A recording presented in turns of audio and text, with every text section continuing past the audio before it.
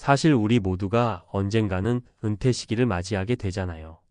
직장 생활을 시작할 때는 뭔가 노년 준비라는 게 참 멀게만 느껴지는데 어느 순간 눈 깜짝할 사이에 나도 이제 슬슬 은퇴를 생각해야 하는 때가 오는구나 하는 마음이 들곤 합니다. 근데 그 시점이 돼서 한번 뒤돌아보면 그동안 모아놓은 자산이 과연 어느 정도인지, 그리고 앞으로 은퇴 후에는 어떻게 써야 할지 막연하게 궁금해지기도 해요. 누구나 더 여유롭고 편안한 노후 생활을 꿈꾸지만 현실적으론 얼마나 모았느냐가 정말 중요한 문제잖아요. 자산이라고 하면 뭘 떠올리시나요? 보통은 예금, 적금, 주식, 펀드, 부동산, 연금 등 다양한 금융실물 자산을 얘기하죠. 근데 막상 내가 가진 자산이 얼마나 되지? 하고 생각해보면 명확히 정리된 자료 없이 대략 머릿속으로만 추산하고, 그러다 보면 실제보다 적거나 많게 인식할 때가 많아요. 그래서 은퇴를 앞두고 가장 먼저 해야 할 일은 내 자산을 한번 깔끔하게 정리해보는 겁니다. 모든 통장, 카드, 보험, 펀드 내역까지 내가 보유한 금융 상품들을 싹 다 뽑아보고, 혹시 구석에 묵혀둔 것들은 없는지, 빌려준 돈이나 돌려받을 채권은 없는지 꼼꼼하게 확인하는 거죠. 이 과정을 통해서 스스로 내가 생각보다 많이 모았네 싶을 수도 있고, 반대로 이 정도밖에 안 되나? 싶을 수도 있어요. 어느 쪽이든 내 상황을 정확히 파악해야 본격적인 은퇴 설계를 시작할 수 있습니다. 오늘은 이 이야기를 좀 더 실감나게 해드리려고 실제로 은퇴를 고민하는 분들의 사례를 3가지 정도 간단히 살펴볼까 해요. 각기 다른 배경과 상황, 그리고 다른 판단을 내린 분들이거든요. 1. 김 과장, 50세 주식과 예적금 위주의 자산 구성이 고민.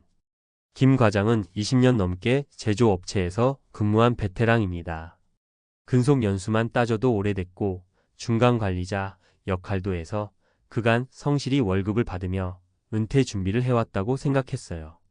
회사가 잘 돌아가는 편이라 승진도 꽤나 빠르게 됐고 매월 급여의 일부를 적금과 주식 투자로 나눠서 착실히 모아왔죠. 근데 최근 들어 인력 구조 조정 이야기가 나오면서 김 과장은 문득 지금 내가 가진 주식, 적금, 퇴직금, 그리고 아파트 대출금까지 전부 합치면 대체 얼마가 될까? 라는 생각이 든 겁니다. 막상 다 꺼내서 계산해보니 보유 중인 주식은 시장 상황에 따라 늘 출렁이고 예적금만으로는 이자가 적어서 기대만큼 자산이 불어나지 않았다는 걸 확인하게 된 거예요. 게다가 대출금까지 좀 더 빨리 갚아나가야 마음 편할 것 같았다고 해요. 이때 김 과장에게 필요한 건 우선 투자, 포트폴리오 재검토였습니다. 아직은 50대 초반이니 어느 정도 주식 비중을 유지할까? 아니면 안정적인 채권이나 부동산 간접 투자 같은 쪽으로 옮길까? 같은 고민을 할 때죠. 김 과장처럼 은퇴를 눈앞에 두고 투자 방식을 고민하시는 분들은 현재 주식시장 상황과 경기 흐름을 살피면서 분산 투자가 필수라는 점을 명심하셔야 해요. 퇴직 후에는 소득원이 줄어들 가능성이 크니 적금 위주의 안정성도 중요하지만 너무 한쪽으로 치우치면 물가 상승률을 이기기 어려울 수 있으니까요. 조금은 소득형 배당주나 배당 펀드 등, 일부는 안전형 채권, 예금, MMF 등, 또 다른 일부는 성장형 주식, ETF 등으로 적절히 섞어서 위험 대비 수익을 노리는 식으로 자산 비중을 조정하는 게 바람직합니다. 이 과장, 45세 집 한 채가 전부였는데, 이 과장은 40대 중반으로 자녀도 있고 양가 부모님도 계셔서 지출이 많아요. 학자금, 생활비, 경조사비 등등. 그래서 한동안 저축보다는 가까스로 집 한 채를 마련하고 대출을 갚아나가는 데 주력해왔죠. 그런데 최근 지인에게 노후 준비는 잘하고 있느냐라는 말을 듣고 좀 긴장하기 시작했습니다. 집값이 오르고 내리기도 하고 막상 집 한 채로 내 노후를 충분히 뒷받침할 수 있을까 하는 의문이 들었다고 해요. 집을 가지고 계신 분들은 대부분 비슷한 고민을 하실 거예요. 우리 집을 나중에 팔아서 전세로 살면 그 돈으로 생활비가 되지 않을까? 영모기치론 주택연금을 이용할까? 하는 생각도 하실 테고요. 하지만 부동산 한 채만 딸랑 있다고 해서 마음이 놓이진 않잖아요.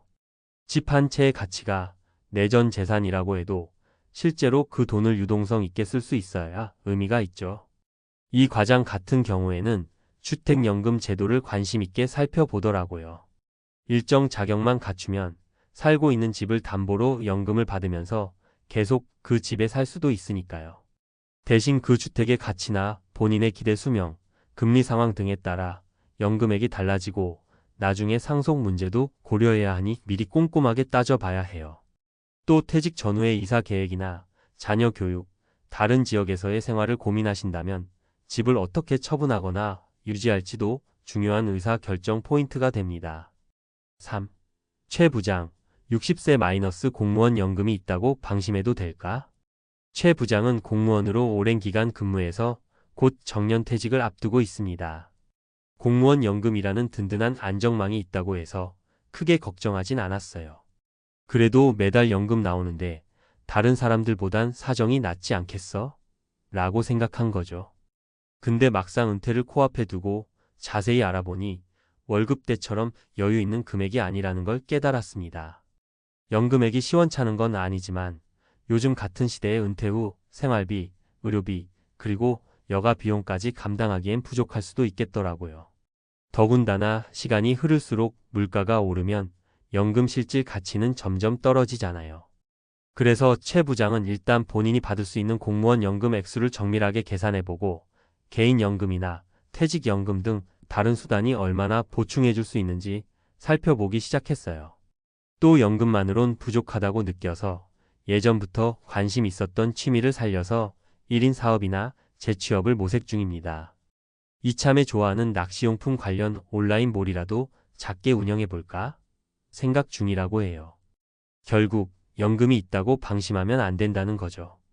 연금만으로 생활비가 충분하지 않을 수 있고 뜻하지 않은 지출, 병원비, 자녀 결혼 자금 등은 한 번에 큰 돈이 들어가기도 하잖아요. 그러니 아직 은퇴하지 않으셨다면 추가적인 소득원의 가능성을 열어두고 은퇴 후의 소비 패턴까지 미리 그려보면서 어떤 부분에서 절약이 가능한지, 어떤 부분은 과감히 지출이 필요한지 고민해보는 게 좋아요. 은퇴를 준비하는 마음가짐과 자산 관리의 핵심. 여기까지 3가지 사례를 이야기해봤는데 세 분의 상황은 제각각이지만 궁극적으로 공통된 메시지가 있어요. 자산 현황을 명확히 파악하라.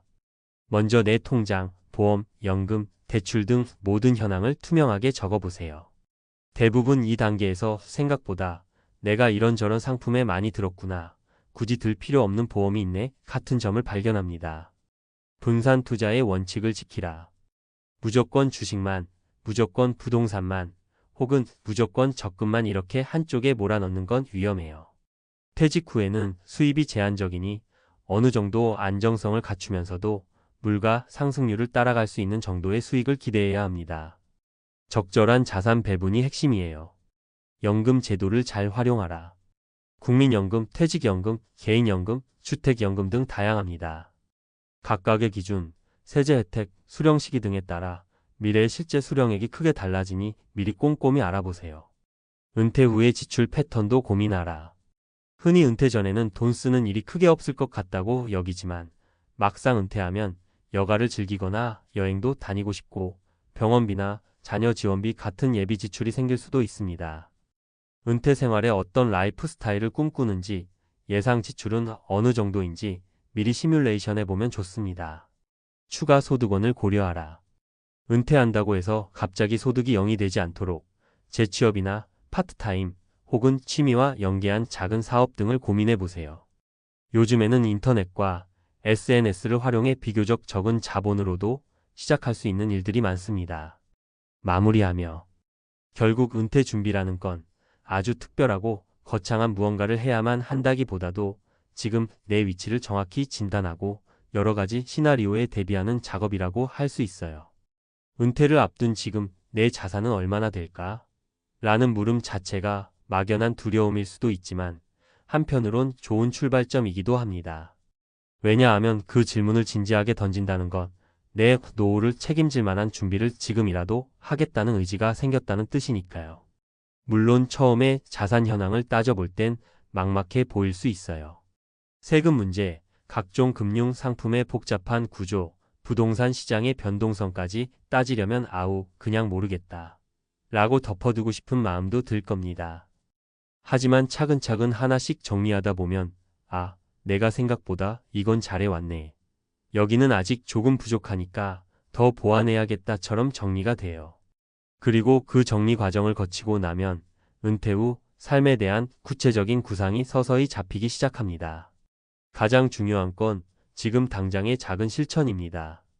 내가 모아놓은 돈이 어느 정도고 부채는 얼마고 앞으로 매달 얼마씩 더 모을 수 있을까?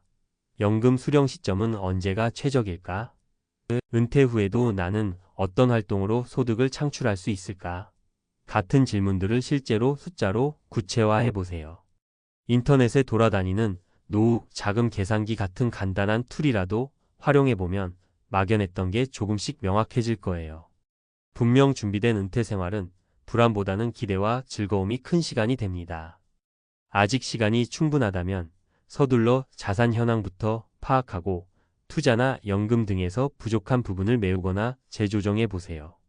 이미 은퇴 시기가 코앞이라면 그 시점에서라도 체크하고 필요한 결정을 내리는 게 좋습니다. 늦었다고 생각할 때가 가장 빠른 때라는 말도 있잖아요. 그러니 지금 바로 통장을 펼쳐보고 보험증권을 꺼내보고 집값 시세도 좀 찾아보고 국민연금 홈페이지에서 예상 연금액도 조회해보세요. 그리고 마음의 준비도 시작해보시면 좋겠어요. 은퇴는 끝이 아니라 내 인생의 또 다른 장을 여는 출발점일 수 있으니까요. 준비가 충분하면 그만큼 새로운 기회를 찾고 즐길 수 있는 여유도 커집니다. 오늘은 은퇴를 앞두고 내 자산이 얼마나 될지 궁금하신 분들을 위한 이야기를 해봤습니다. 여러분도 지금 바로 작은 것부터 확인해 보는 건 어떨까요? 분명 내가 생각한 것보다 더 많은 정보와 가능성을 발견하게 될 거예요. 그리고 그 과정에서 발견한 문제들은 역시 구체적인 해결책을 찾는 소중한 단서가 되어줄 겁니다. 은퇴 후의 삶, 준비만 잘한다면 분명히 더 행복하고 안정적으로 맞이할 수 있을 거예요. 모두 풍요로운 은퇴 생활을 향해 한 걸음씩 나아가 봅시다.